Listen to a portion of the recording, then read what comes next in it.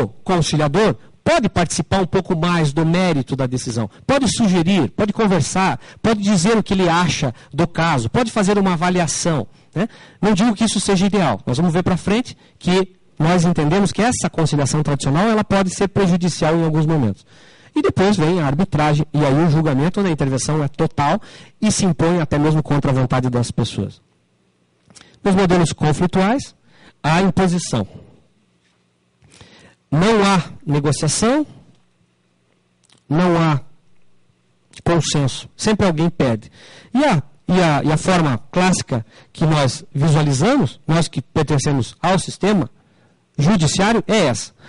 Normalmente essa é a mesa que nós temos, não coube a mesa, aquela mesa comprida, mas há uma situação de oposição, uma parte de um lado aqui, outra parte de outro lado, né?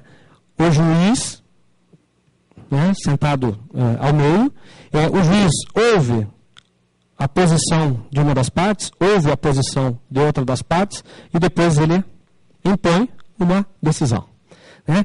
Então, normalmente esse é o formato, normalmente, de um julgamento. Depois a gente vai verificar que existem situações em que os dois podem ganhar. E aí que vem a ideia da técnica autocompositiva mais evoluída, que é exatamente a mediação. É possível que todos ganhem na mediação. A negociação baseada em posições envolve uma dinâmica de propostas e contrapropostas, uma barganha posicional. Algumas vezes, isso pode resultar em pequenas perdas. Algumas vezes, nós, na conciliação convencional, na conciliação tradicional, nós acabamos entrando nessa barganha posicional. Nós acabamos até sugerindo algumas vezes, vamos fazer o seguinte, fica pela metade aí, você fez uma proposta assim, e nós fazemos uma intervenção no mérito daquilo que as pessoas trouxeram para nós outros, e aí acabamos participando, então, dando uma opinião sobre o mérito. E aí eles saem e você pergunta como é que foi. Eu perdi um pouco, né? Mas tudo bem. Ou então, o outro ficou melhor para ele do que para mim, mas tudo bem. E aí o outro sai, não, eu acho que saí ganhando nessa, né? Então, essa é a ideia da barganha posicional. Tem uma definição, Roberto, deixa eu só... Fica à vontade. Tem uma definição que eu acho muito boa. O Fischer ele é bastante criticado, em especial no Brasil, porque ele tem uma visão extraordinariamente pragmática de negociação, né? Então, ele é o típico professor universitário norte-americano, né? Ele quer resolver um determinado problema e ele, muitas vezes, flexibiliza a metodologia científica para dizer, olha, é isso. Então, ele apresenta um conceito e, quando a gente fala, muitas vezes, em o que é uma negociação posicional, né, essa definição por si só não fica muito clara. E aqui no Brasil me foge o nome do autor que definiu a negociação posicional como uma negociação no qual há uma solução unilateral apresentada pela parte. Então, seria, Roberto e eu estamos em uma disputa eu sou o pintor, o Roberto vira para mim e fala, eu entrei com essa ação porque eu quero R$500. Por que você quer R$500? Não, eu quero R$500. A posição dele é uma solução unilateral apresentada por ele, é R$500. Quando se começa a tratar uma negociação como uma negociação com base em interesses, se pergunta por que ele quer esses R$500. Ele fala, não, eu quero repintar o armário que o André pintou porque não ficou bom.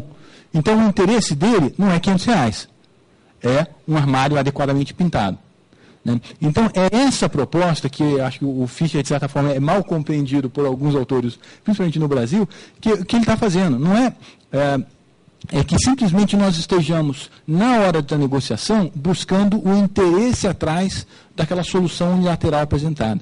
Queria também aproveitar que já interrompi uma vez, perguntar, esses PowerPoints, esses arquivos vão ser disponibilizados. Vão ser disponibilizados para todos, só para que não tenham preocupação em anotar. Aqui também é interessante em relação a isso, e eu quero trazer, depois eu vou passar para vocês, em relação a isso eu vou passar depois para vocês, esse é o livro básico que deu origem a toda a teoria da negociação. Então, muitos já devem conhecer, mas é um livrinho simples, mas eu acho que é interessante ter na nossa na nossa biblioteca, porque ele que começou tudo, né? Então ele vai tratar lá, dizem que o americano tem alguns méritos, e eu acho que esse mérito nós temos que atribuir a eles. Eles pegam um probleminha desse tamanho, eles começam a pesquisar, estudar, e daqui a pouco surge alguma coisa grande, né? Então é uma obra que eu acho interessante para que a gente comece a estudar a negociação.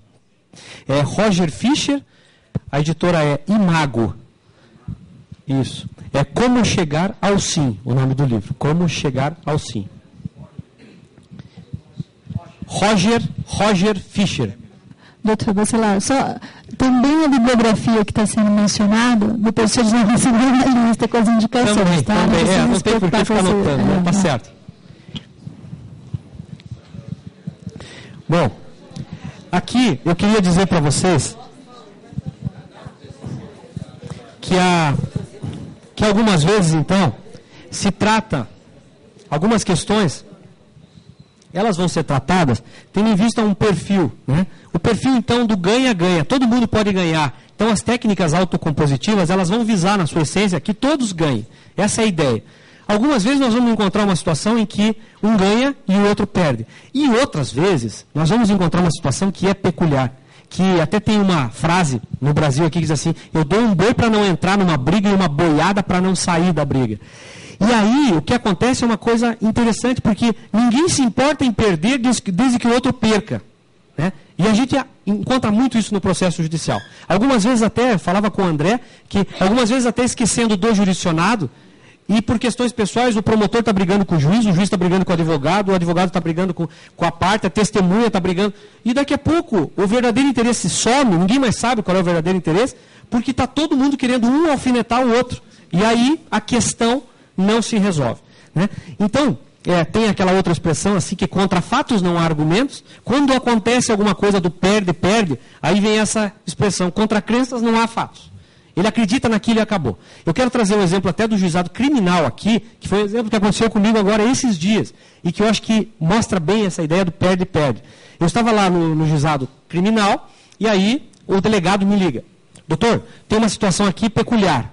O cidadão está dizendo que vai matar o outro. Eu falei: bom, isso não é peculiar, isso todo dia tem ameaça aí que um cidadão diz que vai matar o outro. Não, mas essa é peculiar, porque ele está tranquilo aqui, está um pouco nervoso assim, mas ele está mais tranquilo do que os outros. E eu falei para ele que ele está aqui na delegacia, estou dizendo para ele que ele não pode fazer isso, ele disse que a primeira coisa que ele fizer quando sair daqui é que ele vai matar o outro. Daí pensamos, até troquei uma ideia com outros juízes, veio a ideia de, vamos prender preventivamente ele, porque ele vai matar o outro. Tem todas as ideias possíveis, nada dava certo. Traz ele para cá e a gente vai tentar conversar com ele. Daí chega o cidadão. Aí chegou, sentei lá, tudo bem, meu nome é Roberto Bacelar, sou juiz aqui do Juizado Especial, vamos tentar conversar um pouquinho, o que está acontecendo, estou vendo que o senhor está um pouco nervoso, né? Talvez a gente possa fazer uma conciliação aqui. Eles, não, doutor, o senhor pode falar o que o senhor quiser, pode falar tudo o que o senhor quiser aqui. Quando eu sair daqui, eu vou matar ele. E aí era estranho mesmo, porque ele estava falando com uma determinação aquilo, e aí eu comecei a conversar. E aí comecei a usar as técnicas de conciliação, as técnicas de mediação. E aí nós fomos começando a conversar. Uma delas que eu usei foi as sessões individuais, né? Que o André depois vai tratar bastante sobre isso. Primeiro conversar com uma pessoa, depois conversar com a outra. Então eu sentei com ele primeiro, e eu falei assim: tu viu que o senhor está nervoso? O senhor é casado? Sou casado. 5 filhos e tal. E foi me contando toda a história dele. E aí, o que o senhor faz? Sou catador. Ah, o senhor é catador? Ah, tá. Vocês estão fazendo um trabalho bonito, conversei com eles aí, limpando a cidade, né? Está recebendo até o nome de pessoas trabalhando pelo meio ambiente, estão dando novas denominações, achei muito bacana. E comecei a falar com ele e tal. Daqui a pouco, ele diz assim: doutor, só quero dizer para o senhor assim, que não adianta o senhor ficar com esse papo fiado, aí, com essa conversa fiada, porque eu vou sair daqui e vou matar ele. Eu falei: o senhor estava me dizendo que o senhor tem 5 filhos. Daí continuei, sabe, conversando com ele. O senhor já pensou seus filhos? O senhor matar ele, o senhor vai para a cadeia, né? Vai passar lá 30 anos na cadeia? Vou passar 30 anos na cadeia, mas vou matar ele. Bom, e aí foi complicado, porque a gente via que tinha um valor, tinha princípio ali. E aí aí ele falou: homem que apanha na cara não volta para casa sem lavar a honra. Tá? Isso eu aprendi com meu avô. E começou a falar. Aí eu vi que a coisa era séria. Era uma questão de princípios mesmo. E a gente foi tentando flexibilizar os princípios, conversando. E eu fui ouvindo, falei: bom, agora eu quero fazer o seguinte, quero conversar